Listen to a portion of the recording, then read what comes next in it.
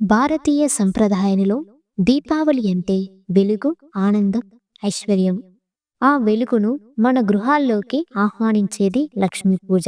2025 October 20వ తేదీ సోమవారం 12 గంటల 11 నిమిషాలకు అమావాస్య తిథి ప్రారంభమవుతుంది. అక్టోబర్ 21వ తేదీన రాత్రి 10 గంటల 43 నిమిషాలకు అమావాస్య తిథి ముగుస్తుంది. లక్ష్మీ పూజ ముహూర్త సమయం 6 గంటల 59 నిమిషాల నుండి 8 గంటల 32 నిమిషాల మధ్య ఉంటుంది. ఈ రోజున లక్ష్మీదేవి, గణేశుడు, కుబేరులను పూజిస్తారు. చీకటిని తరిమికొట్టి దైవిక ఆశీర్వాదాలను ఆహ్వానించడానికి దీపాలు వెలిగిస్తారు. కుటుంబాలు, ఇళ్లల్లో మరియు వ్యాపారాలలో లక్ష్మీ గణేశ పూజను నిర్వహిస్తారు. లక్ష్మీదేవి సముద్ర మథనం నుంచి ఉద్భవించిన రోజు దీపావళి అని పురాణాలు చెబుతున్నాయి. ఈ పవిత్రమైన రోజున లక్ష్మీదేవిని పూజించి లక్ష్మీదేవి ఆశీర్వాదం పొందాలి. లక్ష్మీదేవి అమావాస్య రాత్రి భూమిపైకి వస్తుందని, అందుకే పూజ చేసి ఆమెను తమ ఇళ్లకు ఆహ్వానిస్తారని నమ్ముతారు. లక్ష్మీదేవి సంపద మరియు శ్రేయస్సు కోసం అష్టలక్ష్మిగా రూపాలు ధరించింది. ఆదిలక్ష్మి, ధాన్యలక్ష్మి, ధైర్యలక్ష్మి, గజలక్ష్మి, సంతానలక్ష్మి, విజయలక్ష్మి, విద్యాలక్ష్మి, ధనలక్ష్మిలుగా రూపాలను ధరించి వివిధ భాగ్యాల అధిష్టాన దేవతలుగా లక్ష్మీదేవియే అష్టలక్ష్ములుగా పూజించబడుతుంది. దేవాలయాలలో అష్టలక్ష్ములు ఒకే చోట అర్చింపబడడం సంప్రదాయం. ఆదిలక్ష్మిని మహాలక్ష్మి అని కూడా అంటారు. ఆదిలక్ష్మి మాత 4 హస్తాలతో ఒక చేత పద్మం, మరొక చేత పతాకం ధరించి 2 చేతుల యందు అభయవరద ముద్రలు కలిగి ఉంటుంది. సంపూర్ణం నిశ్శబ్దం, ఆనందం, శాంతిని అందిస్తుంది. దేవత యొక్క అంశం ఆధ్యాత్మిక సంపద కోసం అన్వేషణలో పురోగతికి కారణమవుతుంది. దానలక్ష్మి రూపంలో 8 చేతులతో పచ్చని వస్త్రాలతో ఉంటుంది. 2 చేతులలో పద్మాలు, ఒక చేత గద, 3 చేతులలో వరికంకి, చెరుకుగడ, అరటి గేల కలిగి 2 చేతులు వరద ముద్రలతో ఉంటుంది. దానలక్ష్మీదేవి ధాన్యం మరియు వ్యవసాయానికి సంబంధించిన దేవత కనుక ప్రజలు దానలక్ష్మి దేవతగా పూజలు చేస్తారు.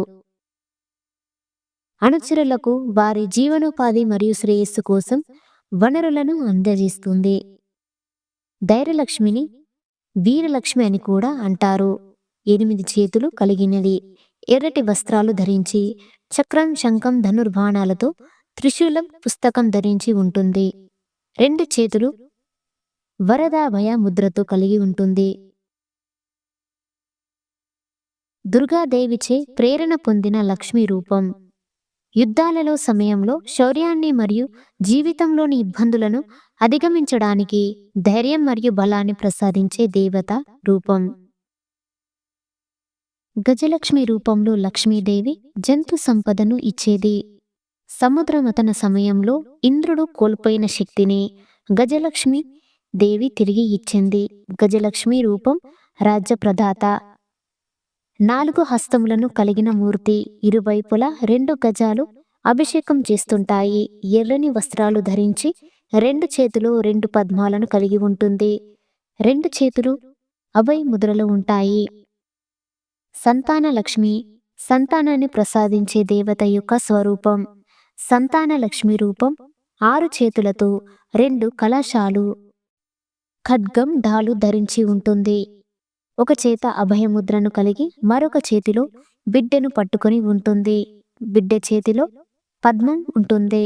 సంతాన లక్ష్మిని సంతానం కోసం పూజిస్తారు. విజయలక్ష్మిని జయలక్ష్మి అని కూడా పిలుస్తారు.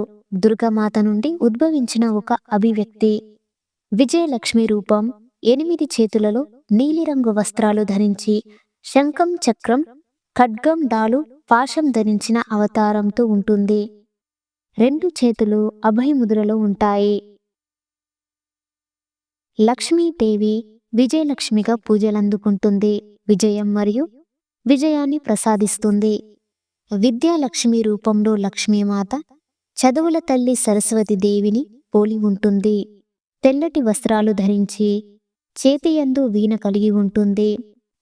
వేదాల పుస్తకం, కలం, నెమలి ఈక, అభయముద్రను కలిగి ఉంటుంది. లక్ష్మీదేవిని విద్య మరియు జ్ఞానానికి ఆదిదేవత శారదాదేవి అని కూడా అంటారు. ధనలక్ష్మి భౌతిక సంపదకు దేవతగా, తన రూపంలో ఉన్న లక్ష్మీమాత 6 హస్తములను కలిగిన మూర్తిగా, ఎర్రని వస్త్రాలు ధరించి శంఖం, చక్రాలు, కలశం, ధనుర్బాణాలు, పద్మం ధరించిన అవతారంతో ఉంటుంది. అభయ ముద్రలోనున్న చేతి నుండి బంగారు నాణేలు వర్షిస్తున్నట్లు చిత్రింపబడుతుంది. ధనలక్ష్మిని పూజిస్తే సంపద మరియు ఆర్థిక శ్రేయస్సును కలిగి ఉంటారు. లక్ష్మీదేవిని అష్టలక్ష్ములతో పాటు ఐశ్వర్యలక్ష్మి, సౌభాగ్యలక్ష్మి, రాజ్యలక్ష్మి, వరలక్ష్మిగా పిలువబడుతుంది. ఐశ్వర్యలక్ష్మి అంటే శుభలక్ష్మి, శుభాలను ప్రసాదించే దేవత. గుర్రాన్ని వాహనంగా కలిగి ఉంటుంది. సౌభాగ్యలక్ష్మి అంటే అదృష్టలక్ష్మి, అదృష్టాన్ని ప్రసాదించే దేవత. రాజ్యలక్ష్మి రాజులకు గౌరవించే దేవతగా, మహిమను ప్రసాదించే లక్ష్మీ రూపం. వరలక్ష్మి వరాలు ప్రసాదించే దేవత రూపం. వరలక్ష్మి వ్రతం సందర్భంగా లక్ష్మీ రూపాన్ని పూజిస్తారు. పూజకు ముందు ఇంటిని శుభ్రంగా ఉంచాలి. ప్రవేశ ద్వారంలో రంగోలి వెయ్యాలి. ప్రవేశ ద్వారంలో పూలదండలను, తోరణాలను కట్టి దీపాలను వెలిగించాలి. తులసి మాత వద్ద దీపం వెలిగించి దీపారాధన చెయ్యాలి. లక్ష్మీదేవి, గణపతి, కుబేర చిహ్నాలు లేదా చిత్రాలు, కుంకుమ, పసుపు, అక్షంతలు, గంధం, పూలు మంటపం వద్ద సిద్ధం చెయ్యాలి. మిఠాయిలు, పండ్లు నైవేద్యంగా సమర్పించాలి. పూజలో కథ చదవడం శుభప్రదం. ప్రతి గది ప్రవేశ ద్వారం ముందు దీపాలు వరుసగా పెట్టాలి. లక్ష్మీ పూజ శుభ్రత, శాంతి, ఐక్యతలకు సంకేతం.